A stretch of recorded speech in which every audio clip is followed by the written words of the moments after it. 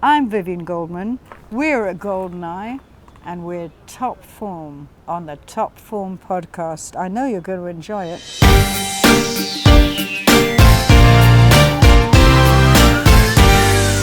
This is season 3 of the Top Form podcast. My name is Donovan Watkis, as you know, and we're kicking off the episode different this time. Usually we have a reggae artist, a hip-hop artist, talk about something like that, but this time we're talking to the legendary Vivien Goldman. Ladies and gentlemen, welcome her. Give me a resounding round of applause. Hello, everybody. Very excited to be here with you, Donovan. Vivien Goldman, how are you doing? We're very happy to be here. I'm really happy you obliged us some minutes of your time to talk about music, life, fun, all that you've done in the world. So before we get into the music part, tell us your origin. Where are you from? I'm from London. I'm first generation there. You were asking me about it, so I know you're interested. I am a child of refugees, which I think has really informed my outlook and my work all along, you know. And my parents escaped from Nazi Germany, you know, literally actually my father escaped from police headquarters in Berlin, and that's how come I came to be a Londoner. And that's probably, you know, if I'd been somehow an Australian instead, because at that time people scattered everywhere, and I have cousins I'm just finding in Australia, you know, who when they were displaced people, they had to go somewhere and they wound up there. I maybe would not be sitting here with you now. But instead I was in London. I was part of the punky reggae party in the 70s. That was such a formative movement. And Jamaica became part of my life, and I'm sitting with you as we speak. Do you find that there are any similarities between your upbringing and what you came to find in Jamaica? Well, I'll say one thing. In my book that I would be flashing to you, but I haven't got it, which is also now an audio book read by me, The Book of Exodus, The Making and Meaning of Bob Marley and the Wailers Album of the Century, because I worked for a long time with Bob Marley in that period in which he was, you know, almost killed and so on, and did the Exodus album. And in that book, I had a chance to really explore some of the connections, and the connections are very deep and manifest in all sorts of ways. Not only that both Rastas and Jews do follow dietary codes that are actually very similar, you know, many connections. And Jamaica being such a diasporic people whose impact has spread everywhere, let's face it, Jews are not that dissimilar in that sense. And, you know, people who've survived oppression, you know, maybe it's not the time to look at contemporary politics in this reggae-oriented podcast, you know, but Bob Marley understood about Zion, you know, and so do I, you know. Talk to us a little bit more about your time with Bob Marley. How did that come about? How did you meet him? And what was that experience like? So formative, so beautiful in retrospect. And I knew it was beautiful at the time too. And I was lucky to be, you know, the first woman in my family to go to university and come out at a sort of time with a somewhat of a feeling of expansion amidst the chaos, you know, of post-colonialism and post-war, you know what I mean? But women were starting to have more of an entree, so I was able to become, it's rather a quaint job description, a music journalist. What years were this? That, we're talking like the mid-70s, mid-1970s, and of course at that time, as you all know, Bob Marley and the Wailers were hitting a certain stride. They always had a stride, but they were getting into a slightly different stride. You know, Bob had been living in London and so on. You know, he lived in just sort of places around West London that are not recorded. Now they have a plaque for him in the West End, where he stayed when he was, you know, bigger. But yeah, he told me London was his second home. Anyway, How did you meet him? What happened was that I got a job. I'd been a student, and like all hip music students, I worshipped Bob Marley and the Wailers. Everybody in England did. These were from the early albums like Catch a Fire, the early albums to be released in a big way with a lot of push in the UK. So then somehow fate or Jah, say what you will, led me to getting this job where I had the responsibility to do the PR for Bob, the Wailers, Burning Spear, Aswad, and Steel Pulse. That's a nice job, right? It is. But at the time, they weren't so well known. Bob wasn't so well known. The others were just starting. So it was fabulous for me, and it probably changed the course of my life because I started off writing the press releases that helped sell Bob at the time when a lot of people at Island Records, founded by Chris Blackwell, who's at place Goldeneye was sitting at, you know, everybody was very keen to make that cultural shift which Bob represented happen. And he was such a new voice, such a necessary voice. He so galvanized like the youth of England. Obviously, he gave a huge identity for black youth or diasporic youth, but also very much so, as you see me sitting here, for all sorts, because Bob was like that, you know. And it was an amazing, like, setting a high bar for my life to have him as a mentor. When you met him, like, tell me the first word Bob said to you can remember. First thing he said, first day you met him. Well, it was really a weird one, actually. As it happens, if you want me to tell the truth, which presumably you do. But what happened was, I was meant to go and pick Bob and the Wailers up at the airport for the tour where they played the Lyceum and all that, which really broke them in the UK before the US. And that night my father died. So I didn't go and pick them up. And, you know, I sat actually the Jewish equivalent of 9 nights, which is a week of mourning called Sitting Shiva. So I didn't get to be groovy, and I was like, yeah, I'm going to be there with Bob and the group, and, you know, but no, it wasn't like that. I was in a state of more meditation. And then when I finally met him, having been his press officer and built the whole campaign and then not been there, I said to him, you know, to be honest, sorry I haven't been there like I would normally have been, but in fact, my father just died, and I expected some like sympathetic noise, but in fact he was just like, oh, okay. And he was sort of, because he doesn't want to talk about death because he's a Rasta, and that's really, really what it was. It was one of my first lessons in slipping into it, you know, like all those songs by Peter Tosh, Rasta No Go Burial, it's a Rasta thing. So, but then he went on to really be a mentor to me, and you know, the lessons I learned from him still guide me. So what were the first words? Oh yeah, he was gruff, you know, it was like, oh, okay, your father just died. He didn't say, oh God, I'm terribly sorry, let me get you a Kleenex. He was just, okay, soldier, let's get on with it. I hear you, Right, it's with the life, mission. we move on, I'm a Rasta, I don't really deal with death. That is the old school way. You might not even know about that. No, I definitely understand. That was the orthodoxy of the time. So your life, from what period to what period did you work directly with Bob Marley? Well, even when I wasn't, the thing is, you know, I did his PR first, but then I became a journalist accompanying him a lot. Then at a certain point, I was always in touch with him somewhat till the end. And yeah, so from when I left university till he left us. Which university you attended?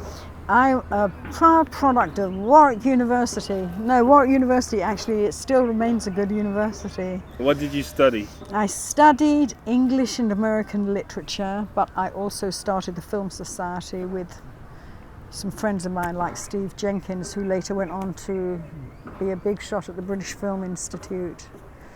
Yeah. So what made you make the switch from wanting to being literature to reggae music? Well, it's life for a start. Where I lived in West London, well, you see, my job led me there. My father was a musician. We were musical at home. I'm a musical person. I then became a musician later, and I'm now doing music again. But I guess I was just a musical type. But to be honest, at that time, the world was so different. I was an artistic person. I was always a writer. I actually wanted to go into the film business, but there literally wasn't one, let alone there wasn't one for a woman, or there wasn't one for a black person. There wasn't one in England at that time. So given that, I looked around, and this is always a good tip, viewer, if you're trying to work out what am I going to do next, it's that thing of really work out what is your skill set, what are you good at, like write it down in order of how good you are at them, and then think about where does that intersect with the marketplace. End result, I became a quaint old job description, because it barely exists now, a music journalist. I'm exaggerating a little for effect, but it's much reduced as a career. But, I sometimes teach how to do it, and the fact is, beleaguered as it may be, there's so much music now. People do still like to have some authoritative voices that they trust. I thought the whole business was just gone for a minute, to be honest, but then I learned that no, people still love music and they still want to learn more about their music. So music journalism. But at the time it was a gig. At the time there was like half a dozen music papers paying by the word. So if you stayed up all night and you wrote 3,000 words, you were sweet. What's the key to being a good music journalist? Oh, there's quite a few levels. Obviously, you want to have good musical appreciation. You have to have something to say. You have to respond to the music. You have to have an analysis. For that, it helps to have a context. The thing is, when I started writing about music, when the music press was arguably at its height as such, there was not that much music, because the music business was still young. But now there's a flood of music, and people aren't getting paid as much always to monitor it. You see what I mean? When you used to get whatever. You see what I mean? So what was that? What was that pay like then versus now? Oh. Okay. Am I talking to the future music journalists of tomorrow? Because the thing is, I've learnt, like I said, at one point I almost gave up. But even though I was teaching it, I felt like I was sending the students into battle, because there's so many things you can do like what you're doing, right? Mm-hmm. So in that sense, it's much freer. But the thing is, how do you get paid? It was simpler for me. I studied the music. I soon became an expert. It had not been going for very long, and I had a good ear, and I understood the music. But then I could interpret the music, and then I could write. I've been writing, we've been trying to meet people. It's been very hard. He's given me space because I'm trying to write this big project about. And you've been super busy. Yeah, writing, you see. But I wonder how many people who are starting out now watching the program will have the access that was created by the fact that I got paid. I knew 2 weeks I'd have my little check. It was never much. You did it really for the love, but also you had a great life, So if somebody wants to become a music journalist today, yes, what do they do? First thing. See, it's a complete, I keep coming back. Do they go to school? Do they teach themselves? Okay. I do teach music journalism. I teach at New York University's Tisch School of the Arts, the Clive Davis Institute of Recorded Music, as an adjunct, mainly once a year. And I sometimes have spoken about music journalism in that context, but I taught music journalism at Watkis University in New Jersey. And I felt I was sending students into the fray. Yes, it's not so simple like back in the day. Oh, Edison, oh, I heard a great band. Oh, really, Vivien? Oh, go and write, 2,000 words about them and deliver by such and such a time. Boom, off I go, get your check, no worries. Now, it's the same as being an artist. All arts are more beleaguered in a sense. You can make it, but you have to think differently. You actually have to be more of a hustler. It helps if you're a hustler in a positive way. You want to have your vision, and you want to be able to build your team. And I would wager that that is not unlike how you have developed your career. Whereas I just went, it was a big publishing company. They had a number of magazines. They had a number of music papers that were rivals.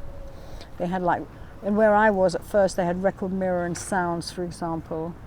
And I made sounds like when I was features editor there in the punky reggae paper, punky reggae paper at the time. But it's a different landscape now. You've got to get out there, you've got to be imaginative, you've got to hustle, you've got to build your community. I think that one thing that's going on now is that people do still enjoy the live experience. Do you find that? They do. But I'm still interested rare.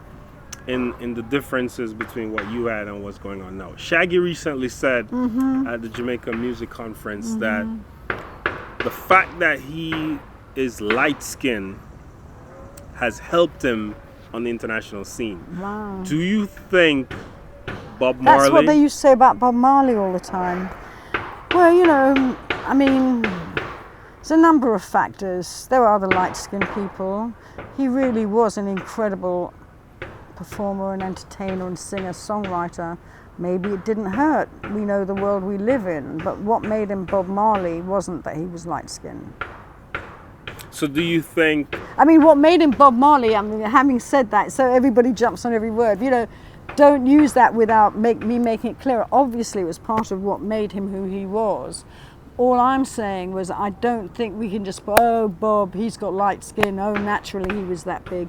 There are a number of factors at play, and arguably some of the audience found him more accessible, looking a bit more like them in the mass audience. That's possible, but that alone wouldn't have done it. You had to have that.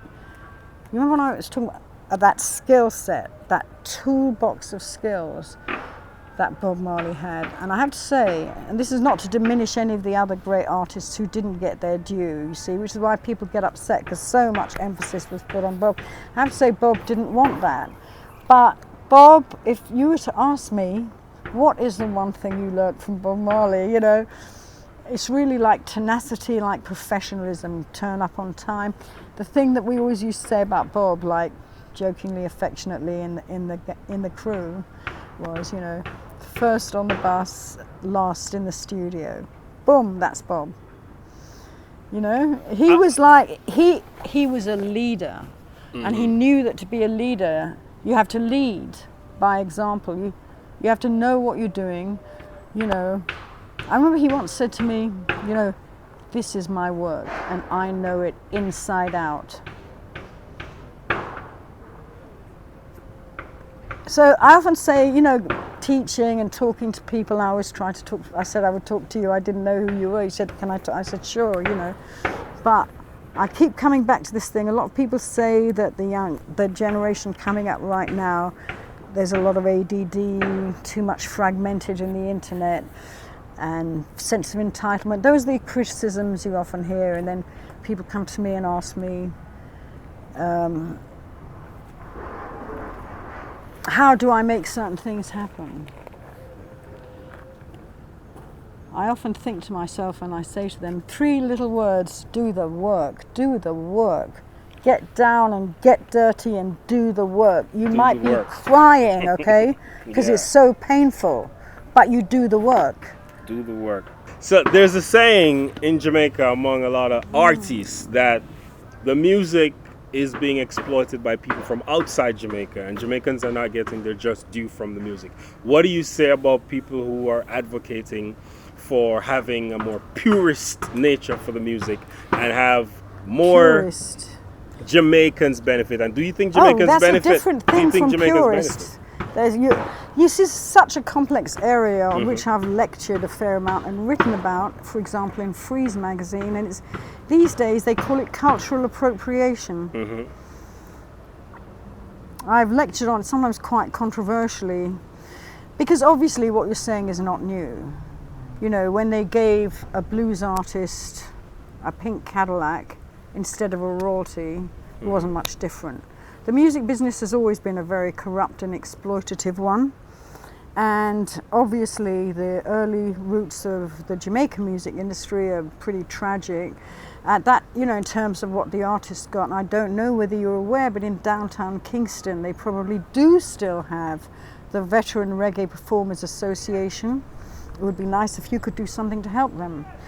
You know, in lieu of having one of those big American museums, they were, and I'm sure they still are, I haven't been there for a while, you know, gathering support for the many reggae artists who we see suffering in their old age.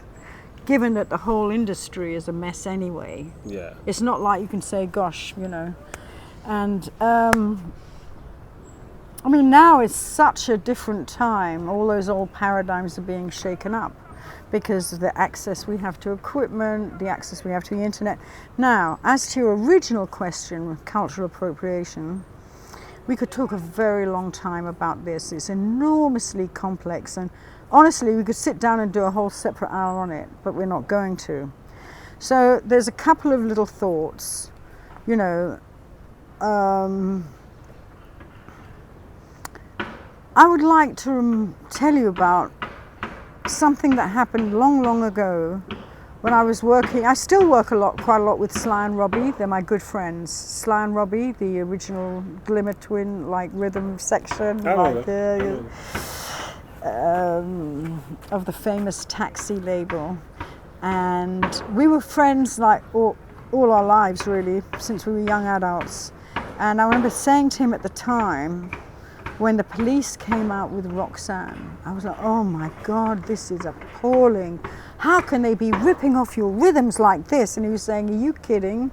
This is the greatest thing. It's developing a taste for what we do, and it's developing a market, and from this, there will be a knock-on effect that we will get work. Was he wrong? I don't think so. You know, he's had a career, you know. The police were a rock phenomenon. I'm saying literally, look where we're at in history, you know. I do tend to look at things in terms of the historical process because frankly, otherwise you can go insane, you know. Do you understand what I mean? Yeah. And history, we sometimes forget that history does move on. When I first came to Jamaica, there was only Earl Chin doing a TV reggae show in New York, the Rockers TV show. Bob Marley gave him the equipment to do that because he was so annoyed that black people didn't get a chance in the media. And that was in the early days of cable TV. And that was the first time that the individual had had access to the medium, you know? What were some of... Earl Chin and his long-running cable TV show Rockers, some of which Bob Marley gave him the equipment. Yes. Do you encourage artists to become entrepreneurs? You spoke about being a hustler for being a music journalist. At the same time, you have to know the first thing I said was know your skills. Know your skills. Know your skill set. And sometimes you do have to flex and test those skills, there's no doubt about it, to maybe refine what you're good at if you don't always know. Mm-hmm. But then it's really better to me it's like almost an equation. You know, you look at the marketplace, what's working. Don't look at me, I've just managed to get through. You know, I'm not a wealthy person, far from, you know, I'm just a freelance, cultural worker. That's how I see myself ultimately, a freelance cultural worker, working in different fields. You know, as you know, I worked TV for a long time, writing, radio, now podcasts. I'm doing a podcast with Sonos around my book, Revenge of the She-Punks. So I work with media, primarily writing, but not exclusively. and I'm also a musician, and I am also now an educator and have been consistently since '05. So if you can work out what your skill set is and just be open, and it's like the old adage, be ready for any opportunity. But if you can work out where it is you would feel happy and what you're really best at, because I've shared some things along the way, things I still sometimes do for people, because I saw other people who were as good as me or even better, and I try to keep it down to what I can do really well. What do I have to offer? And where does it intersect with the marketplace so that I can somehow keep going? Because we want to be able to keep going, don't we? Yeah. Chris Blackwell, tell us about the relationship you have with him. Well, through him, I'm sitting here on his property as it happens, where actually I have a long attachment to Goldeneye, as did Bob Marley, I was lucky coming up at that time when even political legislation was going through that made things available to women that had never been available before. Like when I was actually able to buy a house as a woman, and my big sister wouldn't have been able to buy a house as a woman. You had to be signed for by a husband or father. In the England? UK, yeah. In the UK? In the UK, yes. And sometimes because things are so challenging now, things are so hard, and it's so easy to fall into a depression. And let's be honest, we've seen suicide rates rocket among young people and middle-aged men, because it really is an extremely challenging time, given that we are not technically, officially, in an actual state of world war, right? We're not. Given that, between the number of areas in which we're squeezed, it can be easy to sort of want to give up and lose faith. I can't remember quite how we got into this, but we go back to what Bob Marley taught me, I think, which is tenacity. One thing I found by my close study of the Exodus album, not only was I there at the recording sessions, I was with Bob while he was writing the song Guiltiness, which was unforgettable. I mean, I'm sure he spent ages. It was just one moment that I was with him in a long process of him working on the song, obviously. So, but in my very close study of it, in which I actually listened almost only to the Exodus album for like over 2 years, kept on finding new meaning and nuance in it, new inspiration, I realized how incredibly kind and generous he was as an artist because of what he did with Exodus, which is that he was absolutely, brutally unflinching in his regard of how evil people are to one another. I realized in this close study of this one album how generous Bob really was, because through the darkness, you start off with, it's as if you really go through the valley of darkness on that record with tracks like Guiltiness and Heathen. And yet he does lead us into the light, into happiness. Like, as I said in the book, I seem to remember the sunlit uplands of one love, So he releases us, so it's all been very, I feel very glad that I've been able to spend time with the thoughts and music of this man. We're so disillusioned with almost everyone, aren't we?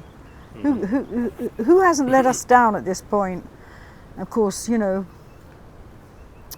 Bob did leave us young. How would he have handled Zimbabwe and all that, and the changes in perception of Robert Mugabe as the man who wrote that stirring anthem Zimbabwe?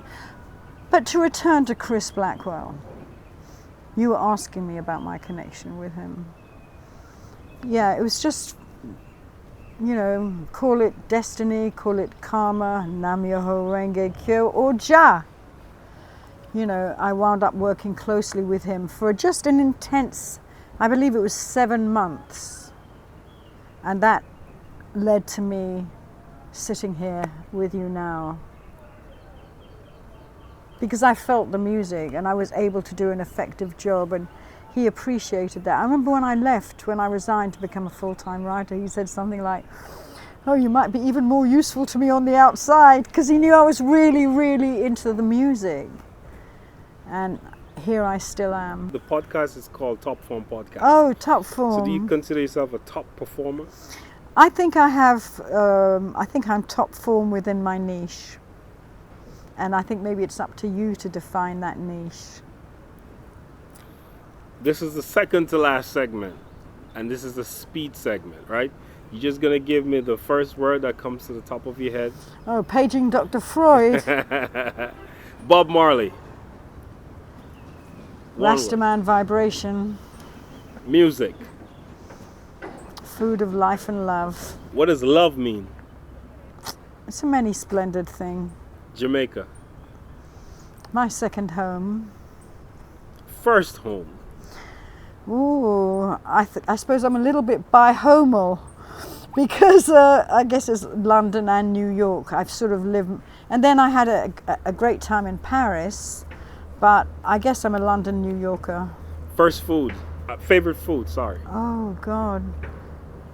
Probably at the end of the day, chicken soup, the way Mother used to make and the way I still do. But actually, Jamaica is my second home, so sometimes I do add a bell pepper. Favorite city? Oh, that's too rough. Pass. And what's your idea of God?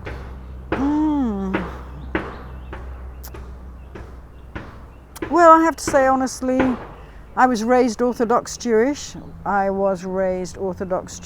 and that's always a deep part of me. But I have to say Nam Myoho Renge Kyo. I have to say it, really. It's helped me a lot, everybody. I've never actually said that on camera before, but since you ask. Tell us about, this is the final segment, tell us about dub music. Oh. What does that mean to you? You see, it's interesting, when I was teaching a course on Jamaican music at NYU, or a Bob Marley course, because I teach those courses, and I was teaching about dub, and when I first taught it, which was years ago, a friend of mine who's a dub dread in New York, Haitian person, Ras Kush, he came in and he demonstrated with decks, because it's a music department and they had it like that, or maybe he even brought equipment in, and it was great, you know. But then when I was looking for somebody like a dub DJ, do you know what? Thin on the ground in New York, and I found this producer who came in. He said, "Oh, I know how to do dub," and then he gave me a lift home to Queens, and he said, "You know what? I haven't thought about dub for years." And I realized that dub was such a formative thing for certain people at a certain time. It reflected so many things. It reflected the ecology, because it reflected the fluctuations in the oil business, because everybody was recycling. Vinyl was precious. You had a shed out the back, you know, with people pressing these records. Incidentally, pressing records has only recently returned to Jamaica at the Tough Gong Studios. For a while you could not press records in Jamaica. Dub represented